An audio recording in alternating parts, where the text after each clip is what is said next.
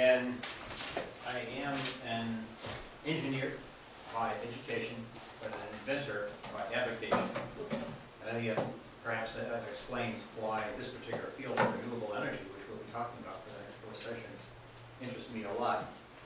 And I hope that by the time we get done, you'll have gained enough knowledge about it that you will be wanting to do some further reading. Here's what happens, is that up in the northern latitudes you have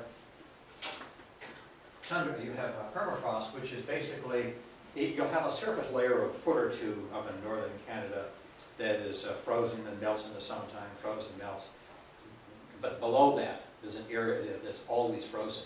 And locked into that permafrost is a lot of methane and some carbon dioxide. And when that permafrost melts, as it is doing now in the northern latitudes in Canada and in Russia, that methane escapes. And once it escapes, since methane is a much more strong greenhouse gas than carbon dioxide is very important.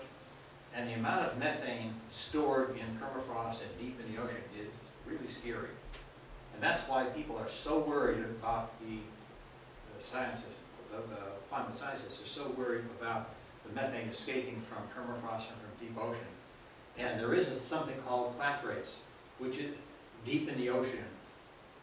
It's ice, particularly in northern latitudes. And in this ice is methane. It's been there for many, many eons. It's locked into the ice. And if you take a piece of that clathrate, put it on the table, touch a match to it, it'll burn. It's ice, but it burns. It's a really weird situation to see, but that's a picture of what it actually looks like. This is a very interesting device. This is a very clever device. Imagine, if you will, a tube, a snake, if you will, that's about 10 feet or so in diameter and 400 feet long. And it's segmented into three or four segments, like as you see here. 1, 2, 3, 4 segments. And as this baby rides the waves, like a snake, it flexes. And so you have these segments that flex like this as it rides the waves. And inside there are some hydraulic pistons. So each time it flexes, it drives some hydraulic fluid past a turbine to generate electricity, down and up, left and right. Very clever system, very ingenious. But the problem, one of the problems with it is that it works best when the waves are biggest. When the waves are biggest, the waves are the most powerful and the most destructive. So it's a very harsh environment for that baby to operate in. And they've had a test unit now up in Scotland for some years. It works like a champ. It's a smaller, it's not the full size, it's a smaller size, but it is working. How big are these things? You could make it, it's a little hard to see that from the video, but here, if you compare the size of a typical big, large wind turbine to the, not that they're together, but putting one of these on the ball would be certainly an interesting statement, but compared to the Washington Monument, it's about 100 feet taller. The biggest ones are that big. They're monstrous.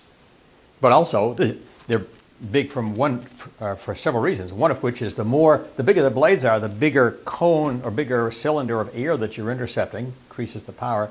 And secondly, the farther up off the ground you get, you lose some of that friction that slows the air speed down.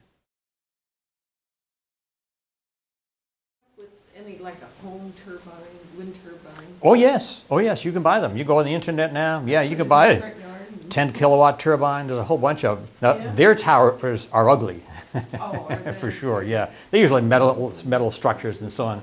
Because these big ones take a lot of energy, a lot of effort and technology to erect them because they're so huge. But the one you put in your backyard, if you had enough energy, enough wind there to do it, you could put it up yourself. And a lot of people are doing that.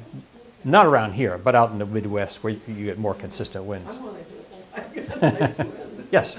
I just have a comment. My son lives in Colorado. He has solar approved, but not solar. They have one, I don't have a picture of it here, but if it looks just like roof tiles. That's exactly. And you can't tell the difference. It's quite extraordinary.